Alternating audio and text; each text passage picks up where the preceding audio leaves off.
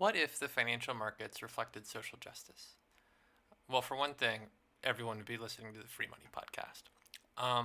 But apart from that, the market might look a little bit more like the Adasina Social Justice Fund, which is a new ETF that trades under the ticker JSTC here in the US.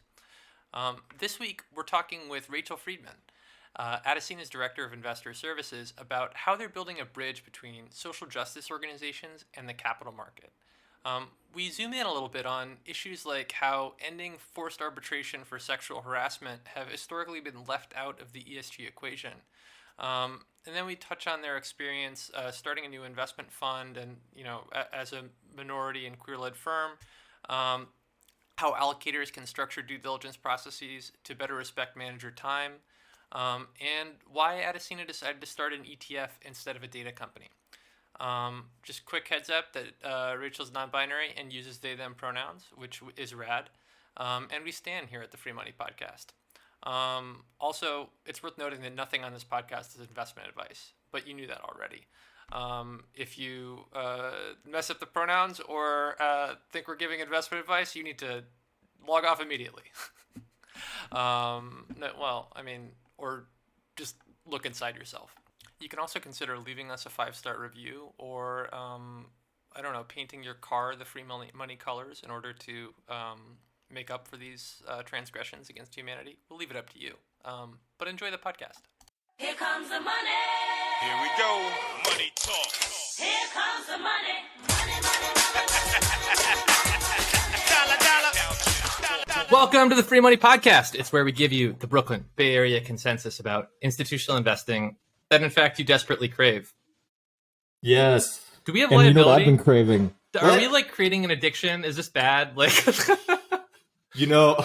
I've been getting that one a lot, Sloan. We didn't talk about that before, but everybody thinks I'm creating a whole generation of gamblers by trying to get people to play the prize-linked vaccination game. Not true. Not true. We're not gambling anything. There's nothing at stake except for your life. Yeah, exactly. Here's what I crave. I wanted to talk to you about this. I've been waiting till our next Free Money podcast in order to sort of spring a business concept. Interesting. The name of the show is Free Money Podcast.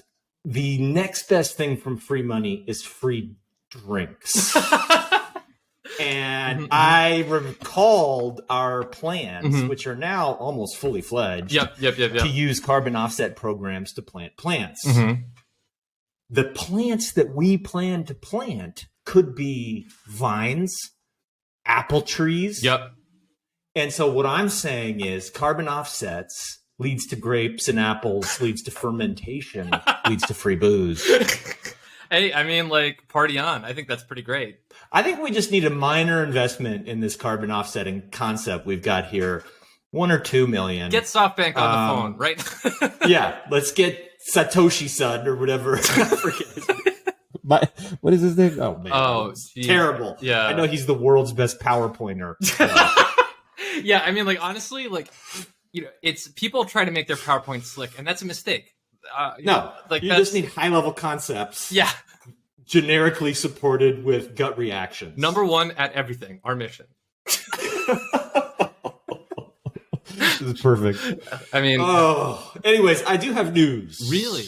I got it, and I got good news. In fact, great news. And relevant news. Sloan, you'll be delighted to hear. Wow. This week, I think some of our former pod guests will be celebrating because the Long-Term Stock Exchange announced just yesterday that 2 companies will be listing.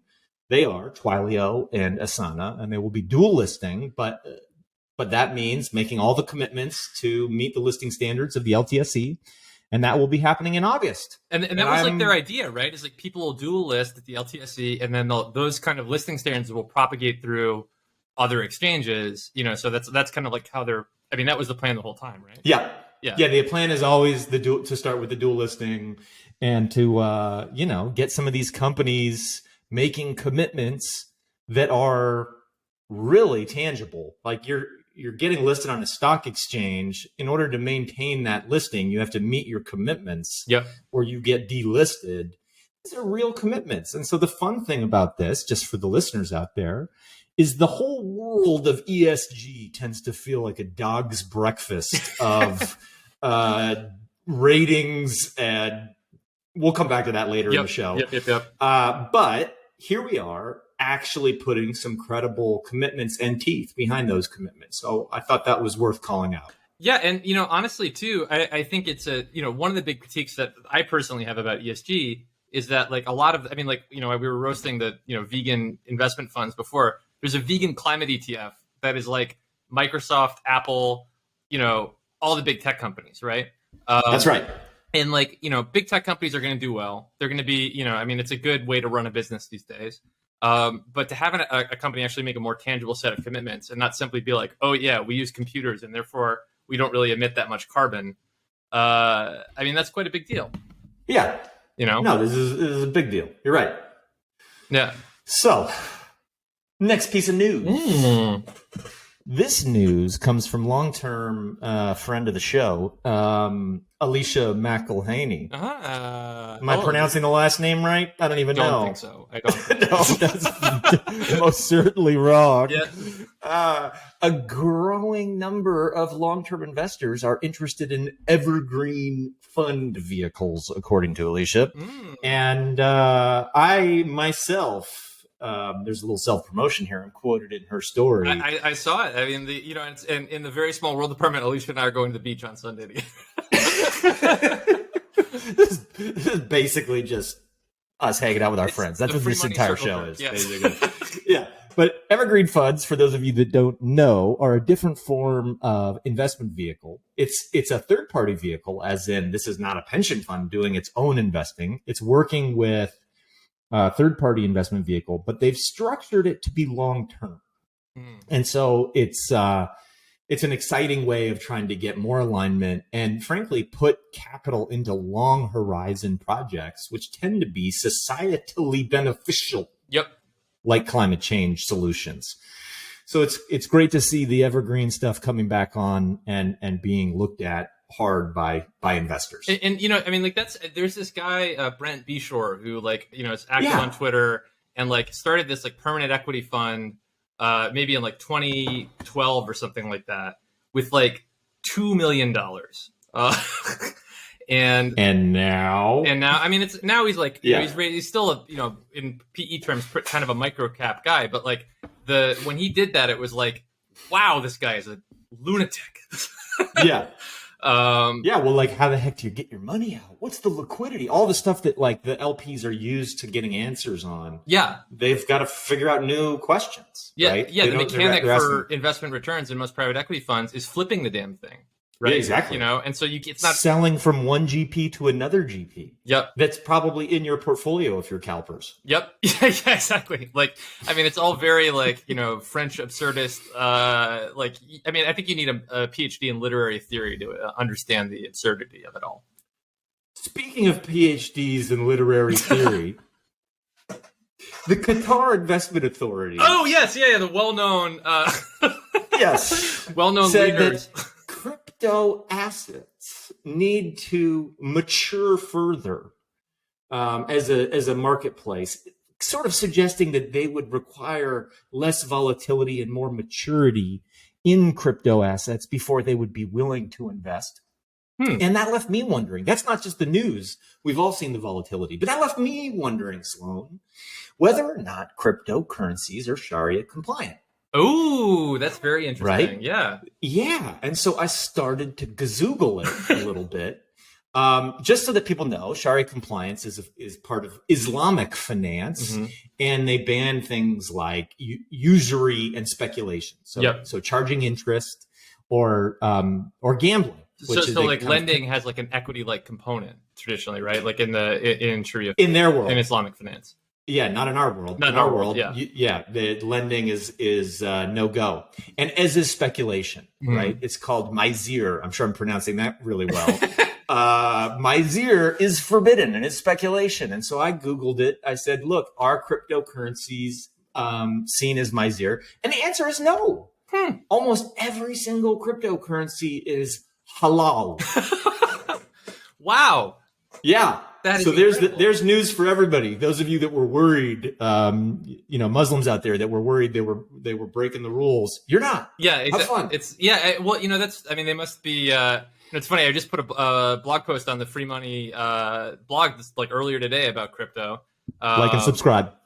Like, share, subscribe. Exactly. But like, it's really heating. Like it feels like there was sort of a sea change that happened. Like, a $2.2 billion crypto fund got announced. Earlier this week. Like it seems like something is in the air where it's like reaching that level of institutional kind of familiarity that people keep, kind of hoping will happen. Yeah. Speaking of reaching that institutional level of familiarity, generating value from your values. Oh wow, Sloan. That sounds investing with ethics Mm-hmm. and making money. Mm-hmm. That does sound hard to me, but I have to say I have seen a plethora of new companies emerging that are trying to do this. We had Jay Lipman on our show here, the Free Money Podcast, talking about their work at Ethic.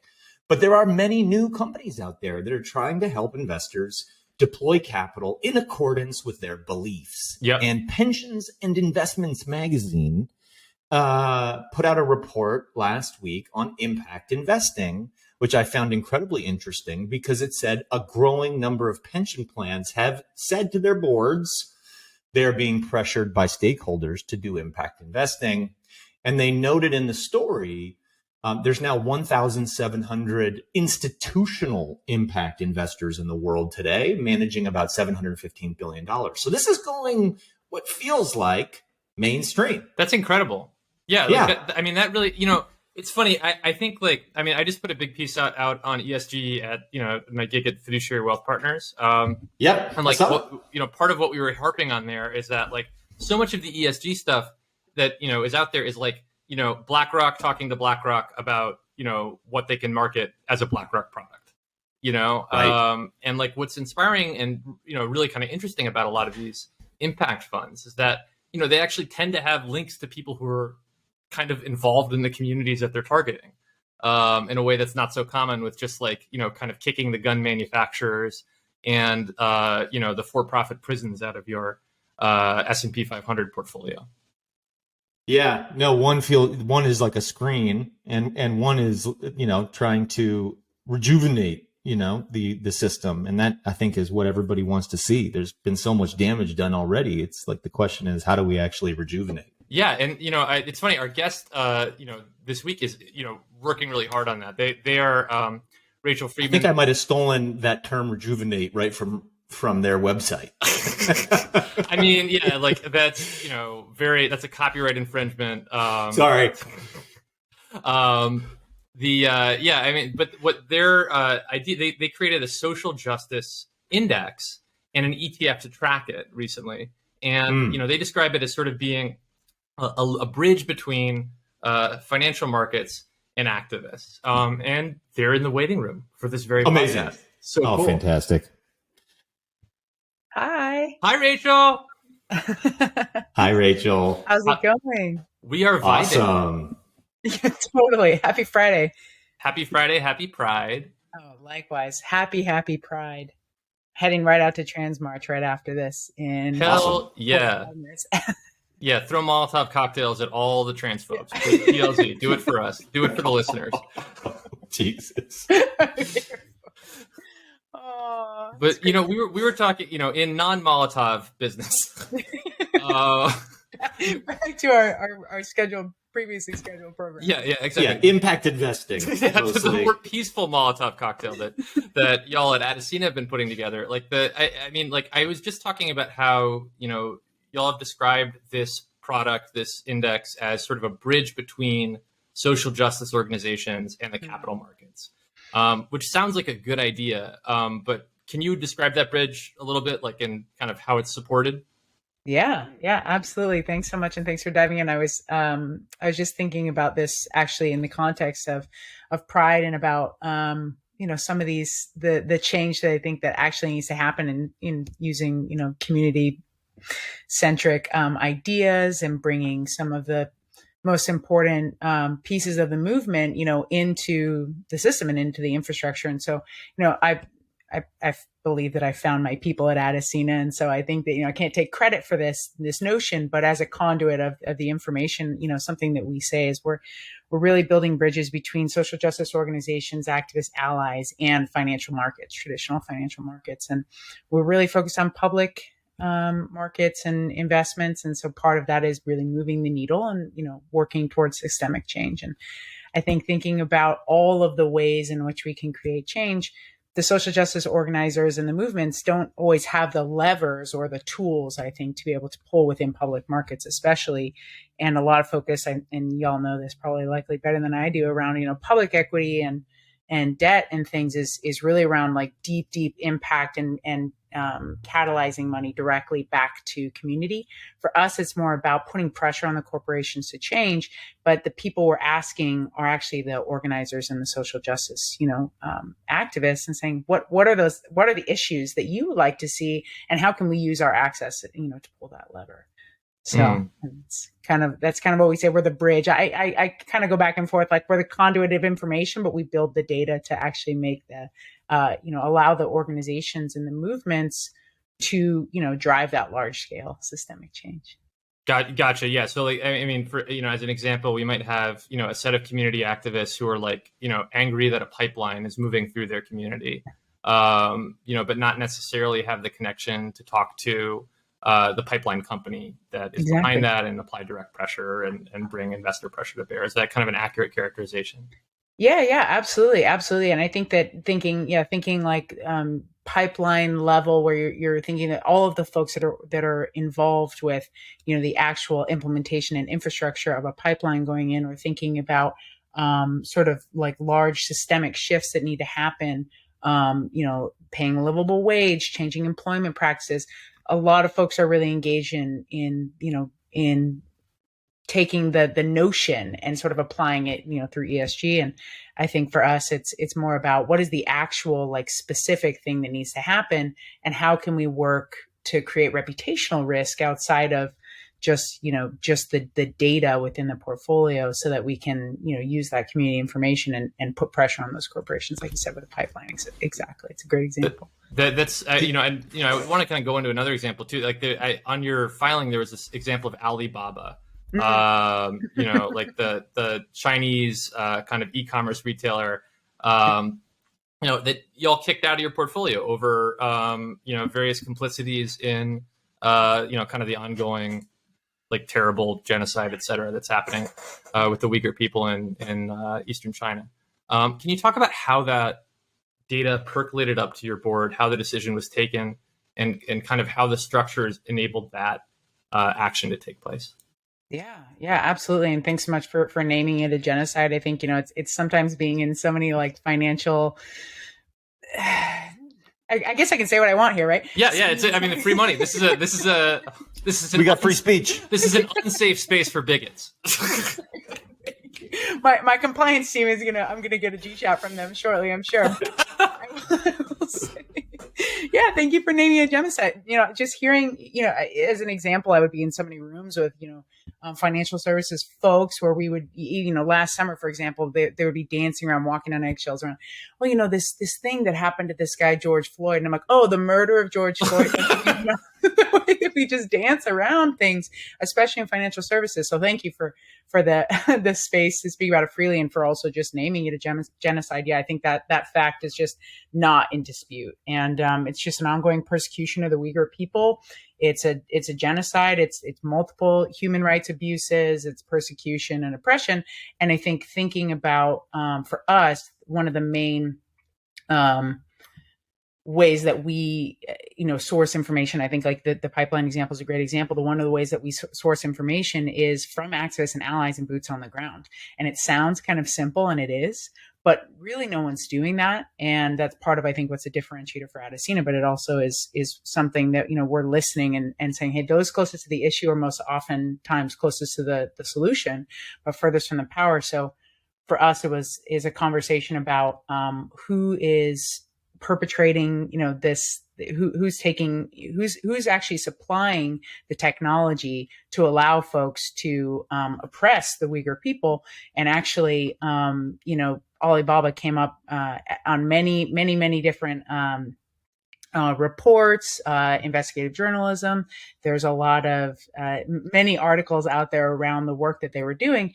And I think that just thinking about the way that our process, really took it through a very systematic process of really exposing this, but it wasn't like we didn't go and vet all this information. It wasn't this huge, like, long process. It was more of a trust of the activists and of the investigative reporters, and saying, we believe that this is not in dispute. This is a genocide. There's no question that this is happening here. And Alibaba is using this in a testing environment and is, actually identifying Uyghur people on their technology, which is an obvious issue around citizen and immigrant surveillance. So the process for us and our fund, which, is one of the most important things, I think, some of this infrastructure that we've built on the back end, is that we have people on our team who are social justice investment strategists. Renee Morgan is on our team, does a lot of work around the companies that we divest in, and our racial justice exclusion lists, our gender justice exclusion lists, and the companies that are perpetrating, against folks. And I think for us, the definition of the company, what they were doing, was not in question. And it was more about, how do we build this into our fund? So I'm speaking around the fund because my compliance department would also like me to talk about the index. So the Adasina Social Justice Index, which is the strategy that the ETF is a replication strategy of. A big part of what we did with the data set here is that we took this information, and of course we vetted the information, and we built it through a process of bringing the information back to our index committee. Our index committee, of course, is built of some non-traditional finance folks who are actually people who are doing work kind of on this bridge, social justice activists who are trying to exist in the financial services industrial complex. And then, sourcing that data from the American Foreign Services Committee, working with folks to sort of vet the information, and then build it back into our index, and actually end up ultimately divesting from Alibaba. And, the process of taking that, removing that from the index is one process, but then also, taking investor action and putting dollars behind it, or divestment behind it, was actually in the ETF. So kind of a long process, but definitely, for one company, especially when I've explained it to people, they've been like, you do all that for one company? And, we have a set of 55 criteria, but yeah, we absolutely do that for one company and for one thing, which, just so happens to be an ongoing genocide of, I shouldn't be laughing. Don't laugh. I mean, I laugh when I'm uncomfortable. You laugh to keep from crying. Or you would cry, right? Rachel, hearing you describe that process, I have to tell you, I'm like transported to a series of projects I did as an academic at Stanford like 7 years ago, where we kept trying to explain to everybody in the infrastructure space why they needed to like really take their stakeholders seriously. And like, if you're going to build, a toll road, or you're going to build, a port, or even a building, taking the stakeholders in the communities and really hearing them actually has a really interesting outcome. It removes some of the tail risk by involving them in what we would call like co-design and co-development of the infrastructure. Yes. And it drives higher performance. Yes. Because you get permits. Yeah. No, I thought I wanted to give you a little, performance boost here. Yeah. You're absolutely right. And thank you for saying that. And I love thinking about that analogy around the toll roads, and there's something that we say, like, could social justice movements be early indicators of risk in public equities? Exactly. And, thinking of that tail risk, it's, it is interesting to think about the portfolio that would have existed without Alibaba prior to this, this example. And it's neither here nor there. I think for a lot of people, it was in the portfolio for the period of time until it wasn't, when they were exposed for this, civilian and immigrant surveillance technology. But Alibaba's performance was negative 8.5% or something, I think, in Q1 while it was in the portfolio. And we launched our ETF and our index back in December. So for that period of time, hypothetically, if they're out of the portfolio, there was a negative return on it anyway. And so we just like to say, like, bad companies do poorly and are going to do poorly. Yeah. Hypothetically. But you're helping to like quantify and define this pre-financial risk for people. And that's like, in my mind, this research that you're doing is so valuable, and this data set you've built is so valuable in part because you offer people this insight that maybe doesn't yet quantify in some, cash flow, but it definitely is out there looming as a huge reputation and then ultimately geopolitical and regulatory risk. You guys, in understanding your firm, it's a incredibly valuable data set, but you've chosen to monetize the data set not as a data provider, but instead as an ETF. Yeah. And so how do you think about that? Was that a conscious decision that was the easiest path to monetization? Or is it that's how you drive the most impact? I'm just curious to hear, rather than selling the data, you're selling an ETF. Yeah, it's a great question. And I think it's something that we, thanks. It's thoughtful because I think that, a lot of times I think, especially in our industry or in financial services industry, we kind of butt up against the concept of how do you monetize this? How do you keep the lights on? And especially for a, BIPOC queer woman led firm, we're absolutely in that space where we're constantly thinking about how can we, and also a firm that, by the way, hires folks non-traditionally in the industry. We really focus on a regenerative, working towards worker ownership, employee ownership in the firm, thinking about some of those sort of things and how we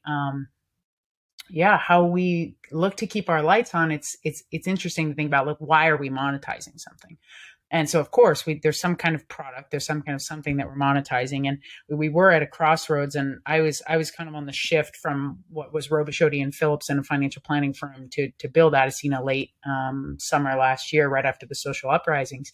We were really in this place where we were deciding, do we want this data that we're helping social justice organizations build and maintain by, helping them get funding? A lot of it was moonlighting social justice organizer activist style prior, but kind of how do we want to monetize this? And do we want to actually kind of be the social justice Sustainalytics, for example?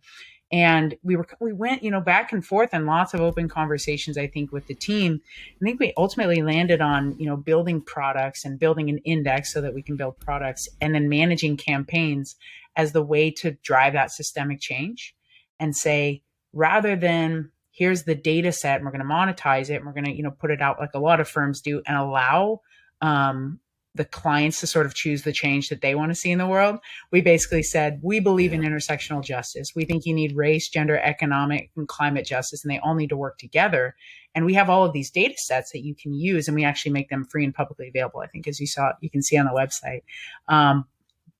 But here's an easy product, here's something that you can simply buy in your Fidelity account or whatever. And you can just, you can access it, and it allows us to still, our team and ultimately social justice movements, to determine these are the levers of justice that all work together intersectionally. I think that was kind of the main reason. I think the other reason is that kind of a lot of us are like, we believe that data should, as much as possible, be free and available. And that's how we're going to create the systemic change. We do encourage financial advisors, if they're like, I really just can't invest in your products, we're like, please use the data sets. Like, please, take a look at all the companies that our partners are saying you should divest from and apply them, if you're not going to invest directly in the product. Yeah, that's great. And by the way, if you generate great performance with this ETF, you become a role model, and that crowds in capital behind the strategy, and that allows you to mobilize much more money than maybe you would otherwise. But somebody needs to actually demonstrate how you use this data to drive performance. And so that's a great point. Thank you. Yeah, absolutely. Happy to help. Demonstrate. Speaking of the business of investing, we've found in my work over the years that it is this monumentally challenging, what Sloan calls the Sisyphean task of degenerate English major over here. Yeah. Yeah. I was like, Sisyphus. He's the guy with the Sisyphus. Yeah, he keeps falling down the hill. Okay. Right. With a big rock. With a big rock. And that imagery is probably right, because you got to talk to so many pension funds at the top of the hill, and then they're like, you don't fit in my bucket, and back down you go. And in your words, your firm is BIPOC queer women led firm, out there as a first time fund with a pretty interesting and creative strategy. Thank you. Has the due diligence process been crazy, hard, surprisingly nuts, I think so. expectedly nuts? Which one? I just want to hear you talk about the process of like actually getting into business. Yeah, truly. I think it goes back to like keeping the lights on, right? It's this moment. And I wish I knew more about Greek mythology. I think I probably know more about Sappho's than I do about but for sure, I definitely think that that's a great image of the pushing of the rock, and then there's something about like cheating death, which I really also think, as far as especially when we're talking about folks that are systemically oppressed, and specifically the folks I think in our firm, then also the people we represent in community. I think it's a really poignant analogy. And yeah, the due diligence process, I don't know why I was surprised. I think we do this with white supremacy culture. We're constantly surprised, like, oh, I just didn't see that coming. I didn't understand that it would be so bigoted and it would be built, into the actual infrastructure, and people would have ways to defend it with like this word fiduciary. They would be like, this is how we can gatekeep people out of the industry. And so I finally got to experience it firsthand. And I think that, thinking about pushing that rock up the hill is a great analogy, because we had to go through, of course, as building an investment product. We had to go through all of the already predetermined systems of oppression of, you have to, the subscription and like the worship of the written word and the SEC filings and the prospectus and the SAI and all this other crap that we had to do. And then the site, constant like review of all those documents, and just the extraction of labor from our team of like, this is really, and not even, getting to the financial investment of it to launch the fund. Then you finally get there and you're like, great, we launched this thing. And then as you said, a lot of doors that felt like they were really open. We're like, great, we did this thing. We launched this product that you said would make it easy to invest in this way. And, in alignment with social justice values, we get into the rooms with folks and they're like, ooh, can you fill out this 290 question questionnaire? I hope you have a track record. It blew me away. And what it really reminded me. Do you have 300 million under management? Yeah, you do have that today, right? You have 300 million, right? Because without 300 million, I don't know why we're talking. Yeah. We'll have a conversation in 3 years, and I think like, it started getting to the point where, again, I don't know why I was surprised, but of course I was surprised. And I think we all kind of were. And I can speak, I think, as kind of the white ally in the room, where I was watching Rachel Freeman, our founder and CEO, pitching these folks, and then them asking the same questions again and again. And I just really realized, like, I'm getting this feeling you don't believe Black women. So first of all, there was that, kind of in the room around the due diligence process. Also, it was like this way that these, like, there's two sides of the mouth. There's this like, well, we have this mandate to hire BIPOC and emerging managers. And we just can't find anybody. We can't get them in there. And meanwhile, they're, they're raising, it's like, and I always think of the, which I'm hoping that this is PC to say on the podcast, but I always think of this great tweet from a while back that circulated for a while that said, like, jobs be like hiring for a virgin, need 2 years of experience in sex. It doesn't make sense. It would blow my mind. Like, I don't understand. Like, there's both sides of your mouth here, and we're sitting here right in front of you, and you're like, we just can't find a Black manager. We just, So ultimately, the process has been arduous. It's been Sisyphean, and it's also been really illuminating. And we're working right now on this coalition. There's something called Due Diligence 2.0. It's a commitment online for asset allocators. It's something that kind of grew out of our experience and a couple other, the experience of a lot of other BIPOC managers, I think, in coalition over the last 6 months, or I guess a year, probably, since the social justice uprisings and just a lot of the people making commitments, pledges, mandates, and things like that last summer, where they're like, cool, you made this mandate, but like, where are the dollars? So anyway, that's duediligence.com, duediligencecommitment.com. And it's kind of like a new reframe on it. We're part of that coalition. Of course, it's in our best interest for people to hire Black managers. So I would just name that conflict of interest. We're part of that coalition, and also believe that, some of these ways that we can still rigorously consider, managers and BIPOC and emerging managers specifically, but still apply a rigor, but change the conversation away from, you have your 300 million in your 3 years track record, like, so we can check this box, to, other ways of evaluating a fund.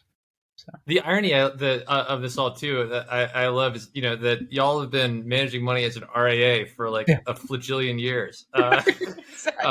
Like Literally. Adasina is an outgrowth of like a 20-year-old RIA. Yeah. Exactly.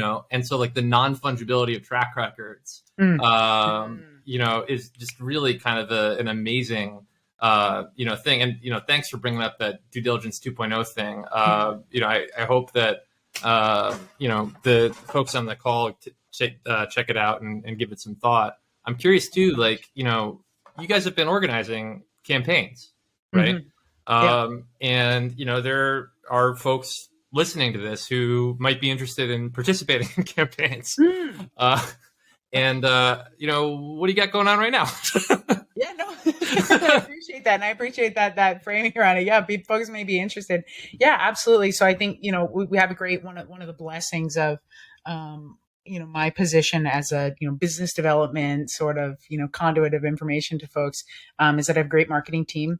And it's my first experience of being on a team where I have, people who are able to actually get things onto the website. Part of probably being, driven by social justice is that a lot of the information that we have is on our website. So I would say that folks that are looking to sort of look at all of the campaigns we've been a part of, just because there is just such a slew of information, great space to go is Adasina.com. But current campaign that we've been working on that I feel a lot of pride around is our campaign to end the sub-minimum wage. We work in partnership with One Fair Wage, Poor People's Campaign, to build the data set of corporations that still pay their employees. I think it's $2.16 an hour. A lot of that is in the restaurant industry, as I'm sure you all have seen a lot in the news. A lot of activists who've been doing a lot of work with companies like Denny's, IHOP, or corporations that have made a pledge to pay their employees more. But yeah, we're really working on kind of like we mentioned at the beginning, a lot of that reputational risk. A lot of these corporations that are, I think that they can kind of get away with it. Just, divest from us. Go ahead. That's fine. Like, it's not going to hurt us in the long run. Yeah, call the cops. They work for us. Yeah, exactly. Truly, they're on payroll and they make more than $2.16 an hour for sure. I think that for the most part, it's these campaigns are important because they're actually our main lever. Like I would say that our strategy is one of the tools that we use to put pressure, and the campaigns are a great way for us to actually make the change and organize other investors and force arbitration for sexual harassment is another campaign that I'm really proud of, or that we're proud of on the team. Force the Issue is the main coalition of workers that we organized with and around. But basically it was a database that started out with, I think, 300 companies, just publicly traded companies. It was a list that had 5 companies that had ended the practice. And, for us, from our perspective, it was a kind of an example of that pipeline issue that you mentioned, Sloan, of taking the information from those most impacted and saying, why don't we ask the women, why don't we ask the Black women who work, the women of color who work, and actually, those involved in the Me Too movement, and we ask the leaders and say, what is the issue we should be applying, to our data set around gender justice, not just women on boards, not just like women representation. And those are air quotes, by the way, women on boards. If you can't hear it, those of you in the back. Yeah. But I think that, looking to say, what are the actual issues we can work on for gender justice? And that was one of the main campaigns. Without any sort of other, just investor organizing and divestment, we've I think over 800 companies as of last week have ended the practice of forced arbitration on this list. I think it's up to a couple thousand companies listed. So anyway, don't quote me on that, but that's incredible. And forced arbitration, just for folks who may not be familiar with the jargon, that's where you, by virtue of working at a company, you sign a contract that if you have a sexual harassment claim, you need to kind of agree to kind of work that out in private. And not go public, right? Is that an accurate characterization of the issue? Absolutely. Yeah. And it's it's a multifold, issue, because not only do those folks not get to take serial harassers to court, the people within the, but also we don't get to screen them from the portfolio because we don't know that there have been lawsuits to begin with, because they're all, happening behind closed doors. So I think it's kind of we're able to address it on both sides, where there's an exposure and a reputational risk. Also, there's building a data set, by virtue. And by the way, just to correct myself, it's 391 companies have ended. Still pretty good. I'm sure there's going to be an We'll quote you on that one. Yeah. Every one is a big deal. Yeah. Thank you. Yeah, I completely agree. Especially coming from Five, where companies, some companies that we've engaged with have been like, "Oh, wow, didn't even realize this was a thing," versus like other companies that put a lot of pressure. They're like, just kidding." They're like, tons of orgs that we've called have been like, had just left us on red, and we're like, "Yeah, there's nothing's going to change here." But what allows us to put this out there in the world, and then sort of the reputational risk takes care of itself. So, hope it continues growing. And thanks for asking about the campaigns. It is something that I don't get to talk enough about because I have to talk about track record and, standard deviation and stuff. So appreciate it. Very prudent. Yeah, very prudent. But it's a big deal. I mean, like this mechanism of like, creating reputational risk with these campaigns, with this organizing, that taking the data from, a grievance or, an issue that somebody in the community has, translating it into financial stuff, and then translating it into reputational risk. I mean, that's a return engine right there. So very, very cool to see. And thank you for coming on and talking to us about it. Yes, yeah. Happily. Thanks so much. And thanks for having me. And I didn't realize I would be on video here, but I definitely think I have a face for radio.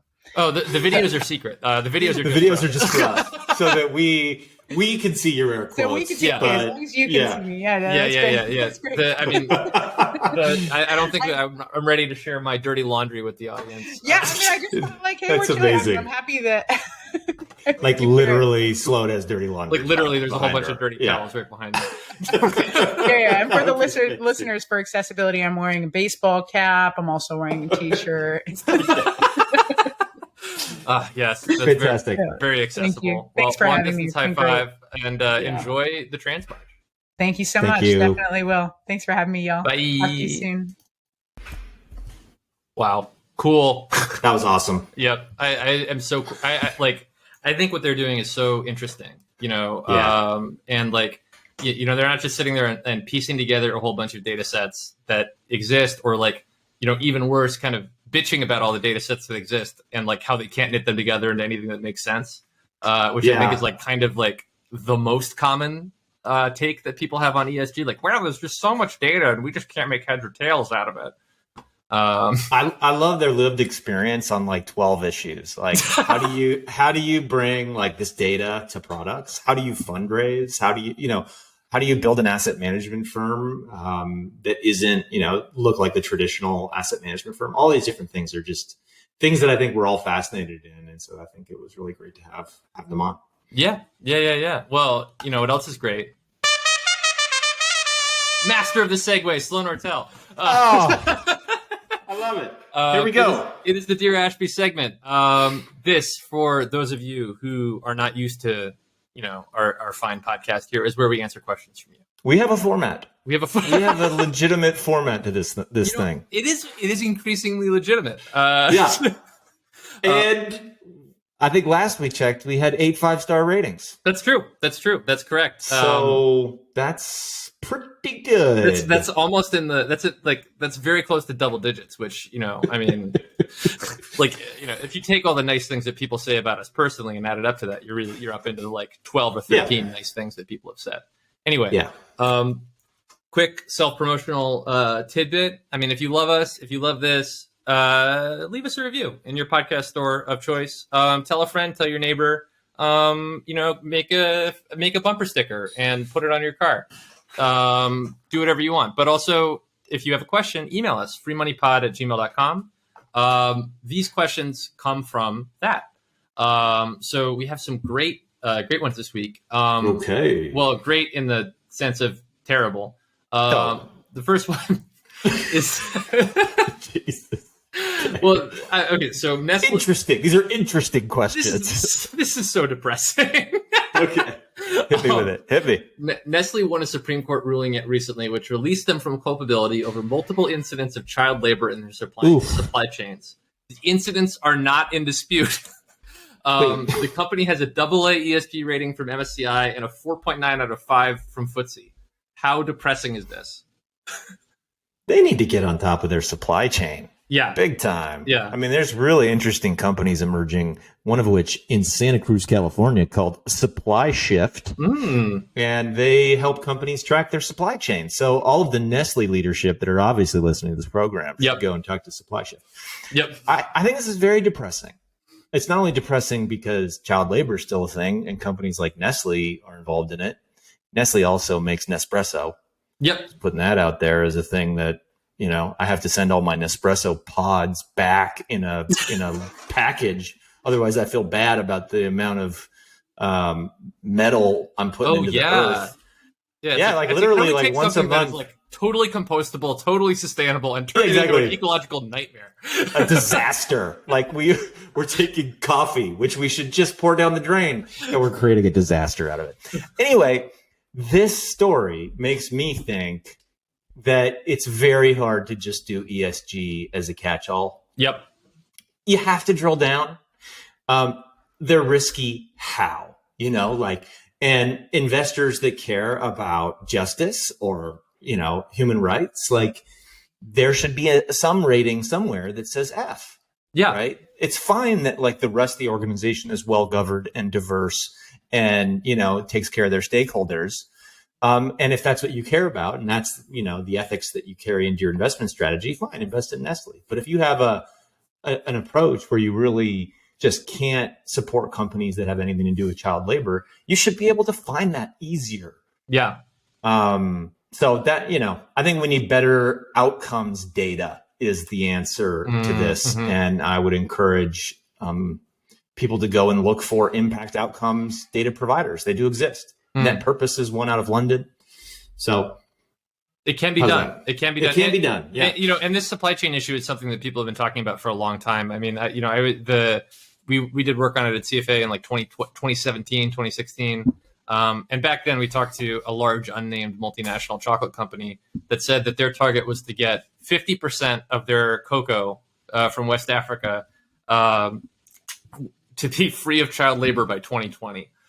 A target that they have not met.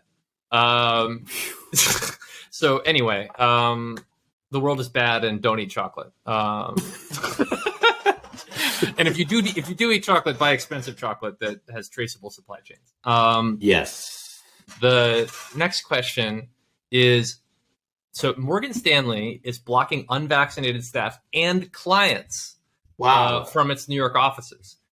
Should pensions be doing the same with their beneficiaries? A lot of them operate offices where people can go and that's right, talk to a person, and I think this boils down to whether or not it's a defined benefit pension plan. What? I know. Thank you for catching that. This is a joke, but I can remember talking to somebody about a tobacco ban.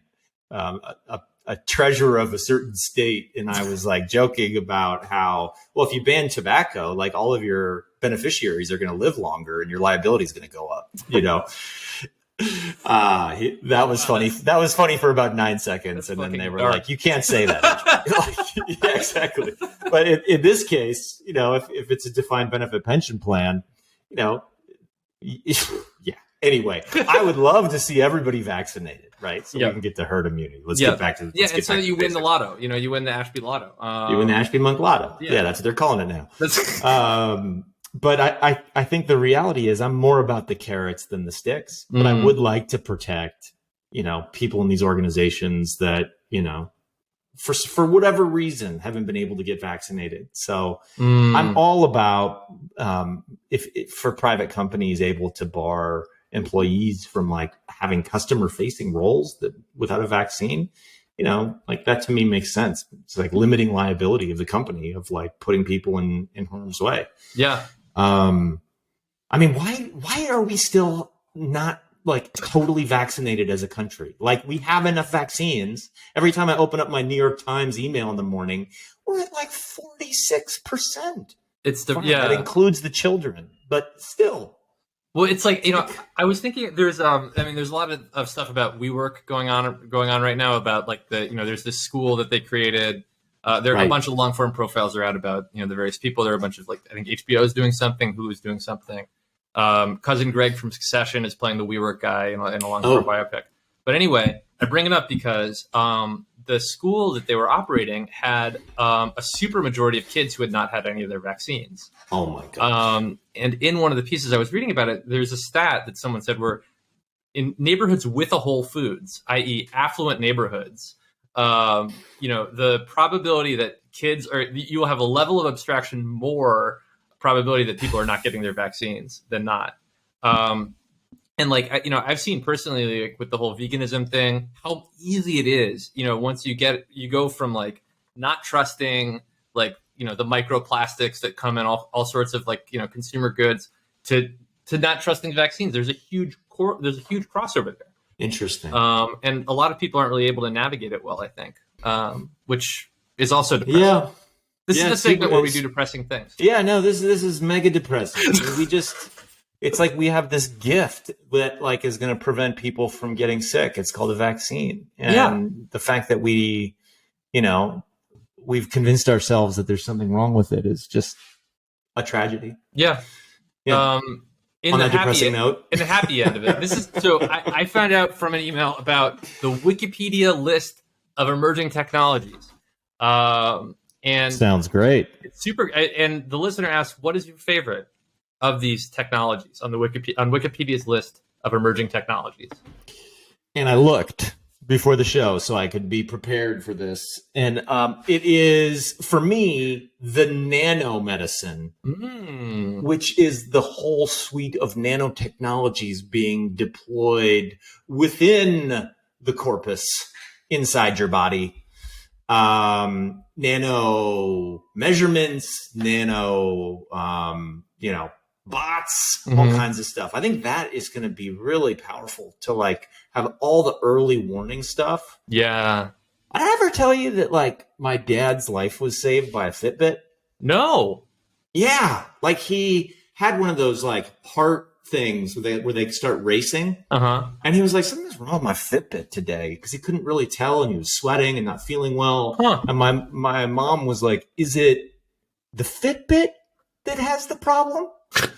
And he's like, And he went to the doctor, and they were like, oh yeah, we got to get you into, like, the emergency room. And, like, he had, like, an ablation of his heart or something, like, holy shit, to stop the heart from going. But, like, that's the kind of stuff that I'm thinking about. Maybe, like, that's the baggage I'm carrying into this question. Is, like, I know that, like, this technology, these sensors are going to help us, like, spot all of the problems, as they're emerging, and give you a better chance of solving them. So that's exciting. That's really cool. I mean, like, personally, I'm partial to translucent concrete, but literally the other one I was going to pick was metal foam. That was my other choice. And I was like, I'll get real with people. Metal foam sounded rad. Metal foam sounds freaking cool. Yeah. I mean, like, yeah. Like, but what would I do with it that I can't do with? Like, so apparently platforms floating in the air will need metal foam. Like, if we're going to build, like, giant balloon structures, I went down the metal foam rat hole. Like, if you're going to build giant balloon structures out there, you need, like, hard stuff that's light. So metal foam. That makes perfect sense. Yeah. Yep. Check it out. Yep. Surprised I didn't even know about metal foam. How do I live with myself? But that is the end of our format for today. There it is. Thank you. We love you. We love you very much. Bye. Bye.